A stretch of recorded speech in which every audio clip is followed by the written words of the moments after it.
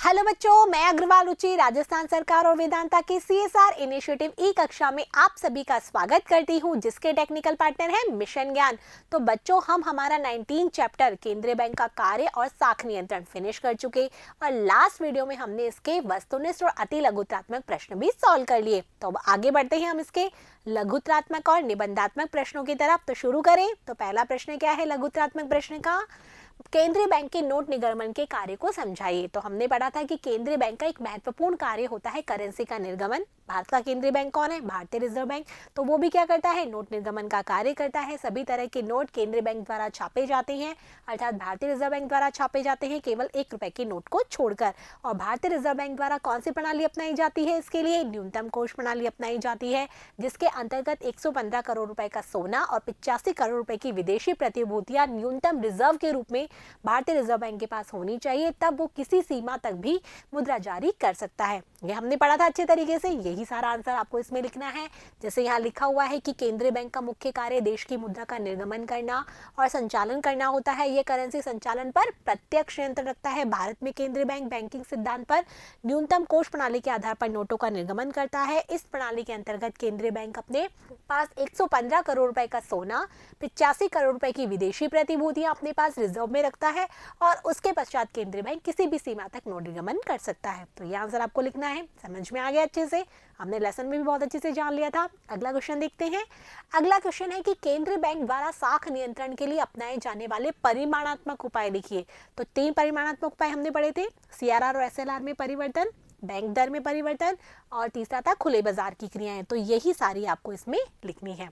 लिखी हुई है ना कि साख नियंत्रण के लिए केंद्रीय बैंक द्वारा अपनाए जाने वाले मात्रात्मक और परिमाणात्मक उपाय निम्न है। केवल आपको नाम लिखने हैं क्योंकि लघुत्रात्मक प्रश्न है। ठीक है। बैंक दर नीति, खुले बाजार की क्रियाएं, नकद कोषानुपात अर्थात सीआरआर, वैधानिक तरलता अनुपात अर्थात एसएलआर में परिवर्तन। ठीक है बच्चों, अगला प्रश्न देखते हैं। अगला है केंद्रीय बैंक द्वारा की जाने वाली प्रत्यक्ष कार्यवाही को समझाइए कि किस प्रकार से केंद्रीय बैंक व्यापारिक बैंकों पर प्रत्यक्ष कार्यवाही करके साख नियंत्रण करवा सकता है। तो वो आपको लिखना है कि केंद्रीय बैंक का यह अधिकार होता है कि यदि कोई बैंक उसके आदेशों का क्या करता है? उल्लंघन करता है, तो वह उसके खिलाफ प्रत्यक्ष कार्यवाही भी कर सकता है। तो हमने पढ़ा था ना, ये सबसे कठोर कार्यवाही की होती है, जिसको बहुत कम अपनाया जाता है। इसके अंतर्गत दोषी बैंकों को क्या कर सकता है? वो पुनर्कटौती की सुविधा से वंचित कर सकता है। उनके बिलों की पुनर्कटौती करता है ना, उसकी सुविधा से उसको क्या कर देता है? वंचित कर सकता है। तो ये प्रत्यक्ष कार्यवाही केंद्रीय बैंक द्वारा व्यापारी बैंकों पर की जा सकती है। पढ़ा था हमने गुणात्मक उपाय में, तो ये वही है। ठीक है। अगला प्रश्न देखते हैं। अगला है भारतीय रिजर्व बैंक के केंद्रीय निदेशक मंडल का एक फ्लो चार्ट बनाना है। तो फ्लो चार्ट हमने पढ़ा था कि केंद्रीय निदेशक बोर्ड होती है, उसके नीचे गवर्नर, फिर उप गवर्नर। तो ये जो हमने स्टेप बाय स्टेप सारे देखे थे, वो पूरा फ्लो चार्ट आपको बनाना है। हम अच्छे से समझ चुके थे लेसन में। इस तरीके से केंद्रीय निदेशक बोर्ड, इसके नीचे गवर्नर, फिर उप गवर्नर, फिर कार्य निदेशक, फिर है इसके बाद प्रधान मुख्य महाप्रबंधक, फिर मुख्य महाप्रबंधक, महाप्रबंधक, उप महाप्रबंधक, सहायक महाप्रबंधक, प्रबंधक, इसके बाद आता है सहायक प्रबंधक और लास्ट में आता है सहायक स्टाफ। तो इस प्रकार से आपको फ्लो चार्ट के द्वारा ये पूरा दर्शाना है। ठीक है। अगला प्रश्न देखते हैं। अगला प्रश्न है कि भारतीय रिजर्व बैंक द्वारा प्रकाशित कोई 4 वार्षिक प्रकाशनों के नाम लिखिए। हमने पढ़े थे ना कि भारतीय रिजर्व बैंक के द्वारा सूचना प्रकाशित की जाती है, उनके द्वारा वार्षिक, मासिक, अर्धवार्षिक और त्रैमासिक प्रकाशन किए जाते हैं। तो आपको वार्षिक प्रकाशन के नाम लिखने हैं। वार्षिक प्रकाशन में कौन कौन से हैं? भारत की बैंकिंग प्रवृत्ति और प्रगति रिपोर्ट, करेंसी और वित्त पर रिपोर्ट, भारतीय अर्थव्यवस्था पर सांख्यिकी की हस्तपुस्तिका और लास्ट है राज्य वित्त बजट का एक अध्ययन। ये है चारों क्या? रिजर्व बैंक द्वारा किए जाने वाले वार्षिक प्रकाशन। इन चारों के आपको नाम लिखकर आने हैं। तो ठीक है बच्चों, तो यहाँ तक होते हैं आपके लघुत्रात्मक प्रश्न। अब हम बढ़ते हैं निबंधात्मक प्रश्नों की तरफ। समझ में आ गया ना अच्छे से कि हमें किस तरीके से इनको सॉल्व करना है? तो हमारे आते हैं निबंधात्मक प्रश्न में। पहला प्रश्न क्या है कि केंद्रीय बैंक की परिभाषा देनी है आपको। केंद्रीय बैंक की परिभाषा दीजिए तथा उसके प्रमुख कार्यों को विस्तार से वर्णन कीजिए। तो हमने लेसन में अच्छे से पढ़ लिया था। पहला जो पार्ट पढ़ा था हमने, उसमें केंद्रीय बैंक का अर्थ व परिभाषा जानी थी। दूसरे पार्ट में हमने केंद्रीय बैंक के कार्य पढ़े थे। तो आपको इन्हीं का डिटेल में अध्ययन करना है, क्योंकि ये क्या है? निबंधात्मक प्रश्न है, इसलिए आपको डिटेल में लिख के आना है, नहीं आना है। तो निबंधात्मक प्रश्नों में सबसे पहले आप केंद्रीय बैंक की परिभाषा लिखेंगे। आप एचडी कॉक की परिभाषा लिख सकते हैं। इसके बाद सैमुअलसन की जो परिभाषा है, वो दोनों परिभाषाएं आप इसमें लिख सकते हैं। इसके बाद इन परिभाषाओं से क्या सत्व निकलता है कि केंद्रीय बैंक किसी भी देश का शीर्ष संस्था है, मौद्रिक और बैंकिंग क्षेत्र को नियंत्रित करने में क्या होती है, अधिकृत होती है। भारत के बारे में लिख सकते हैं कि भारत में केंद्रीय बैंक की भूमिका कौन अदा करता है, भारतीय रिजर्व बैंक अदा करता है। ये देश की मौद्रिक और वित्तीय क्षेत्र का क्या होता है, नियामक होता है। तो इस प्रकार से आपको इसकी परिभाषा लिखकर आनी है। इसके बाद आपको केंद्रीय बैंक के कार्य जो हमने एक चार्ट से समझाए थे वो सारा चार्ट बना के आना है और फिर उनका डिटेल में आपको लिखकर आना है। तो यहाँ केवल हम चार्ट देखेंगे और आप डिटेल में कहाँ पढ़ेंगे, चैप्टर में पढ़ाया था ना अच्छे से, वहां पर आप इसको अच्छे से देख सकते हैं और उसी प्रकार से आपको इसको लिखकर आना है। तो कार्य, करेंसी का निर्गमन, हमने अभी भी पढ़ा कि जो केंद्रीय बैंक है वो करेंसी का निर्गमन करता है। भारत में भारतीय रिजर्व बैंक द्वारा करेंसी का निर्गमन किया जाता है। कौन सी प्रणाली अपनाकर, न्यूनतम कोष प्रणाली अपनाकर, जिसमें 115 करोड़ रुपए का सोना और 85 करोड़ रुपए की विदेशी प्रतिभूतियां रिजर्व में यदि केंद्रीय बैंक के पास है तो वो किसी भी सीमा तक नोट जारी कर सकता है। तो नोट निर्गमन का अधिकार किसके पास होता है, केंद्रीय बैंक के पास, और ये इसका एक महत्वपूर्ण कार्य है, ये लिख के आना है। इसके बाद बैंकों का बैंक और नियंत्रण करता, जो भी व्यापारिक बैंक है उनका बैंक कौन होता है, केंद्रीय बैंक होता है। उन पर नियंत्रण करने का कार्य कौन करता है, केंद्रीय बैंक। केंद्रीय बैंक बहुत सारी नीतियां अपनाता है, बहुत सारे मानदंड निर्धारित करता है जिसके अनुसार ही व्यापारिक बैंक उसका पालन करते हैं। तो उनका बैंक भी कौन हुआ, केंद्रीय बैंक, और उनको अंतिम ऋणदाता के रूप में ऋण भी देता है। ठीक है। इसके बाद है सरकार का बैंक और सलाहकार। सरकार की जो भी नीति होती है वित्तीय संबंधी उसके रूप में सलाह किसके द्वारा दी जाती है, केंद्रीय बैंक के द्वारा दी जाती है। सरकार के रूप से यदि कुछ धन जमा करना होता है तो वो भी केंद्रीय बैंक करता है, और सरकार की तरफ से कुछ भुगतान करना होता है वो भी केंद्रीय बैंक करता है, और सरकार को यदि ऋण की आवश्यकता होती है तो वो भी केंद्रीय बैंक के द्वारा दिया जाता है। तो इस प्रकार से सरकार का बैंक और सलाहकार भी कौन हुआ, केंद्रीय बैंक।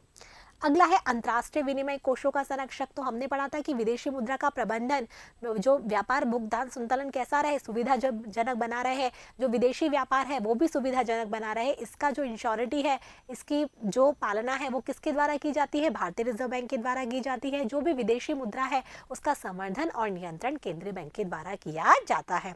तो इस प्रकार से आपको लिख के आना है। अंतिम ऋणदाता, यदि व्यापारिक बैंकों के वित्तीय संकट आता है उन पर और उनकी वित्तीय स्थिति सही नहीं है, उनको वित्त की आवश्यकता होती है, तो अंतिम ऋणदाता का कार्य कौन करता है, केंद्रीय बैंक ही करता है उनके लिए।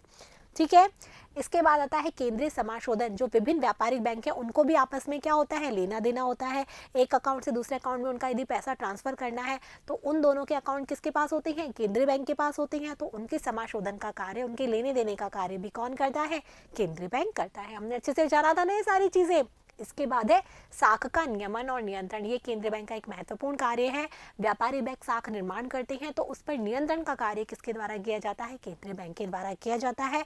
उसके लिए वह विभिन्न उपकरण अपनाता है जिसके बारे में भी हमने अच्छे से पढ़ा था।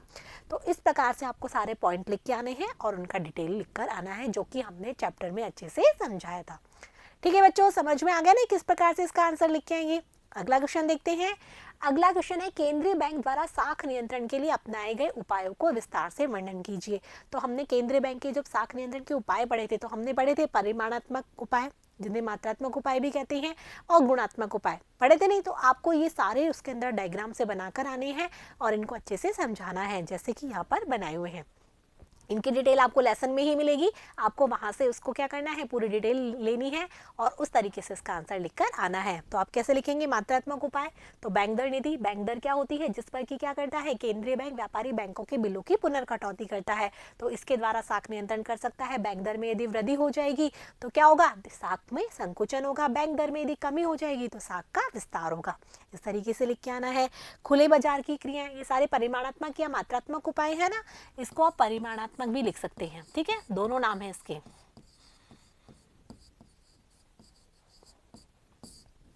खुले बाजार की क्रियाएं, जिसमें कि क्या होता है, जो विदेशी प्रतिभूतियों का क्या होता है, क्रय विक्रय होता है। तो हमने पढ़ लिया था कि खरीदने पर क्या होगा, किस तरीके से साख विस्तार या संकुचन होगा, और बेचने पे किस तरीके से क्या होगा, साख विस्तार या संकुचन होगा।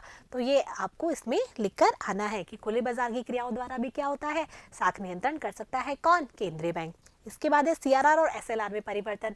तो हमने बताया था कि सीआरआर में यदि कमी कर दी जाएगी तो साख का विस्तार होगा, सीआरआर में यदि वृद्धि कर दी जाएगी तो साख का संकुचन होगा, क्योंकि केंद्रीय बैंक क्या करता है, व्यापारिक बैंकों की जमा का एक निश्चित अनुपात अपने पास जमा करता है, जिसे सीआरआर कहते हैं, और एसएलआर अर्थात व्यापारिक बैंकों को अपने की जमा का एक निश्चित भाग खुद के पास रखना होता है, जिसे हम एसएलआर कहते हैं, और एसएलआर से भी क्या होता है, साख विस्तार और संकुचन का विपरीत संबंध होता है। तो इस तरीके से आपको इसकी डिटेल लिख के आनी है।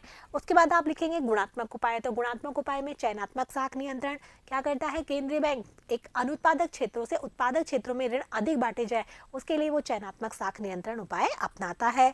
साख की राशनिंग जिसके द्वारा साख की अधिकतम सीमा निर्धारित कर दी जाती है ताकि कि अनुत्पादक या लग्जरी चीजों पर ऋण कम से कम मिल पाए। नैतिक दबाव क्या कर सकता है, केंद्रीय बैंक का क्या होता है, नैतिक अनुनय भी अपना सकता है। वो व्यापारिक बैंकों पर नियंत्रण करता है, इसलिए उन्हें सलाह भी दे सकता है, उनको मार्गदर्शन भी दे सकता है जिसके द्वारा वो साख नियंत्रण कर सकता है। प्रचार, केंद्रीय बैंक द्वारा बहुत सारी पत्र पत्रिकाएं, मैगजीन्स, बुलेटिन प्रकाशित किए जाते हैं जिसके द्वारा वो प्रचार प्रसार के द्वारा मुद्रा व साख नियंत्रण कर सकता है। प्रत्यक्ष कार्रवाई, जैसा कि अभी हमने जाना कि केंद्रीय बैंक व्यापारिक बैंकों पर क्या कर सकता है, प्रत्यक्ष कार्रवाई कर सकता है यदि वो उनके आदेशों का उल्लंघन करते हैं, और ये सबसे कठोर कार्रवाई होती है जिसके अंदर उनके बिलों की पुनर्कटौती की सुविधा है वो वंचित कर दी जाती है। तो इस प्रकार से आपको परिमाणात्मक और गुणात्मक उपाय के बारे में डिटेल में लिख के आना है, क्योंकि निबंधात्मक प्रश्न है तो हर एक पॉइंट का आपको डिटेल लिख कर आना है जो कि आपको चैप्टर में मिलेगा। ठीक है बच्चों, समझ में आ गया ये किस तरीके से इसका आंसर लिखेंगे। अगला प्रश्न देखते हैं। भारतीय रिजर्व बैंक के मौद्रिक उपकरण, हमने 4 मौद्रिक उपकरण पढ़े थे, उन चारों मौद्रिक उपकरणों को आपको डिटेल में लिखना होगा। रिजर्व बैंक की मौद्रिक नीति के उपकरण देखे थे ना हमने कि भारतीय रिजर्व बैंक रिवर्स रेपो दर, CRR और SLR इन चारों में परिवर्तन करके देश में मुद्रा व साख पर नियंत्रण करती है। तो ये चार उपकरण आपके सामने हैं। रेपो दर क्या होती है कि केंद्रीय बैंक व्यापारिक बैंक केंद्रीय बैंकों से क्या लेते हैं, ऋण लेते हैं। तो ऋण के बदले में जिस ब्याज दर वसूली जाती है किसके द्वारा, केंद्रीय बैंक के द्वारा व्यापारिक बैंकों से, उसे रेपो दर कहते हैं। हमने पढ़ा था रेपो दर में कमी करके तो साख का विस्तार किया जा सकता है, रेपो दर में वृद्धि करके साख का संकुचन किया जा सकता है। उसके बाद हमने रिवर्स रेपो दर पढ़ी थी। रिवर्स रेपो दर अर्थात व्यापारिक बैंक केंद्रीय बैंक के पास अपना कुछ पैसा जमा करते हैं, उस जमा के बदले में केंद्रीय बैंक उनको क्या देती है, ब्याज दर देती है, तो वो ब्याज दर कहलाती है रिवर्स रेपो दर। और रिवर्स रेपो दर में भी क्या होती है, कमी करके क्या होगा कि रिजर्व बैंक क्या करेगा, अपनी जमा कोषों में वृद्धि करेगा, इससे साख का क्या होगा, विस्तार। रिवर्स रेपो दर में यदि कमी होगी तो इससे साख का क्या होगा, विस्तार होगा। और रिवर्स रेपो दर में क्या होगी, वृद्धि होगी, तो इससे साख का संकुचन होगा। ठीक है। नकद कोषानुपात का भी हमने पढ़ा था कि नकद कोषानुपात अर्थात केंद्रीय बैंक को अपने पास व्यापारिक बैंकों का कुछ निश्चित अनुपात जमा करता है, तो यदि उसमें वृद्धि होगी तो क्या होगा, साख का संकुचन, और यदि नकद कोषानुपात में कमी होगी तो साख का विस्तार होगा। इसके बाद वैधानिक तरलता अनुपात, व्यापारिक बैंकों को अपनी एक जमा का निश्चित भाग अपने पास भी रखना होता है जिसे हम वैधानिक तरलता अनुपात कहते हैं। इसमें कमी होने पर क्या होगा, साख का विस्तार, और वैधानिक तरलता अनुपात में वृद्धि होने पर होगा साख का संकुचन। तो यहाँ पर साख का विस्तार और संकुचन से विपरीत संबंध होते हैं। इन चारों के बारे में हमने डिटेल में चैप्टर में पढ़ा था, वहां से आपको इसकी पूरी जो डिटेल है वो यहाँ लिखनी होगी एग्जाम में। ठीक है बच्चों, यहाँ पर आपको केवल पॉइंट्स बताए गए हैं, इस तरीके से आपको इसका डिटेल लिखना होगा। अगला क्वेश्चन देखते हैं। अगला क्वेश्चन है केंद्रीय बैंक और व्यापारिक बैंक में जो कार्य हैं उसके आधार पर इनकी तुलना करनी है। तो हमने पूरा पढ़ा था ना कि केंद्रीय बैंक और व्यापारिक बैंक किस प्रकार से आपस में क्या है, वैसे तो दोनों ही क्या है, देश के एक संस्था है जिनका अपना अपना योगदान है, लेकिन दोनों के कार्य एकदम विपरीत कार्य करते हैं। तो आपको सारे लिखने हैं कि व्यापारिक बैंक का कार्य तो क्या है, लाभ कमाना, उद्देश्य यही होता है। केंद्रीय बैंक का क्या है, मौद्रिक और बैंकिंग व्यवस्था पर नियमन और नियंत्रण करना। इसके बाद साख निर्माण है, तो केंद्रीय व्यापारिक बैंक तो व्युत्पन्न जमा के माध्यम से करती है, जबकि केंद्रीय बैंक कैसे करता है, नोट निर्गमन के माध्यम से। ऋण की बात करें तो व्यापारिक बैंक किसको ऋण देता है, लोगों को देता है, दीर्घकालीन और अल्पकालीन, जबकि जो केंद्रीय बैंक है वो सरकार को देता है और बैंकों को ऋण देता है। ठीक है, अल्पकालीन और दीर्घकालीन। यदि जमाओं की बात करें तो व्यापारिक बैंक लोगों से जमाएं स्वीकार करता है, जबकि केंद्रीय बैंक लोगों से कोई प्रत्यक्ष लेन देन नहीं रखता है। अगला यदि हम देखें पॉइंट तो है मौद्रिक नीति। तो व्यापारिक बैंक क्या करता है, जो केंद्रीय बैंक द्वारा जो मौद्रिक नीति बनाई जाती है उसका पालन करता है, जबकि केंद्रीय बैंक मौद्रिक नीति का निर्माण करता है। ये आपको लिख के आना है। इसके बाद है नकद अनुपात। तो व्यापारिक बैंक है वो ग्राहक अपनी इच्छानुसार उसमें जमा कराते हैं, जबकि जो केंद्रीय बैंक है वो व्यापारिक बैंकों की जो जमा है उसका एक निश्चित अनुपात अपने पास जमा करता है। ठीक है बच्चों। इसके बाद है नोट निर्गमन। व्यापारिक बैंक है उसको नोट निर्गमन का कोई अधिकार नहीं है, जबकि केंद्रीय बैंक है उसके पास नोट निर्गमन का एक अधिकार है। इसके बाद है संख्या। तो व्यापारिक बैंक तो अनेक होते हैं, जबकि केंद्रीय बैंक देश में एक ही होता है ही नहीं होता है। इसके बाद अगला है ऋणदाता। तो व्यापारिक बैंक उद्योगपतियों और व्यापारिक बैंकों को क्या देता है, ऋण देता है, जबकि केंद्रीय बैंक क्या है, व्यापारिक बैंकों के लिए क्या होता है, अंतिम ऋणदाता होता है। इस तरीके से लिख के आना है। अगला है स्थिति, तो व्यापारिक बैंक तो बैंकिंग व्यवस्था का क्या है, अंग है, जबकि केंद्रीय बैंक जो बैंकिंग व्यवस्था है उसका शीर्ष पार्ट है, अर्थात उसका शीर्ष बैंक है, ठीक है, पूरी बैंकिंग प्रणाली का। इसके बाद है निर्माण, तो जो व्यापारिक बैंक है उसका निर्माण बैंकिंग अधिनियम 1949 के तहत हुआ, जबकि जो केंद्रीय बैंक है उसका निर्माण एक विशेष अधिनियम के द्वारा हुआ। हमने पढ़ा था ना, भारतीय रिजर्व बैंक अधिनियम 1934 के द्वारा। तो इस प्रकार से आपको ये अंतर केंद्रीय बैंक और व्यापारिक बैंक में कर कर आना है। तो आपको अच्छे से समझ में आ गया कि आपको किस तरीके से लघुतात्मक प्रश्न सॉल्व करनी है और निबंधात्मक प्रश्नों को आपको किस तरीके से सॉल्व करके आना है, किस प्रकार से उसके पॉइंट्स लिखने हैं और किस प्रकार से उनकी डिटेल्स लिखने हैं। ठीक है बच्चों, तो यहाँ पर आपका चैप्टर होता है एंड। अब हम मिलेंगे नेक्स्ट चैप्टर में, तब तक के लिए मेरे साथ बने रहिए, पढ़ते रहिए, पढ़ते रहिए। Thank you.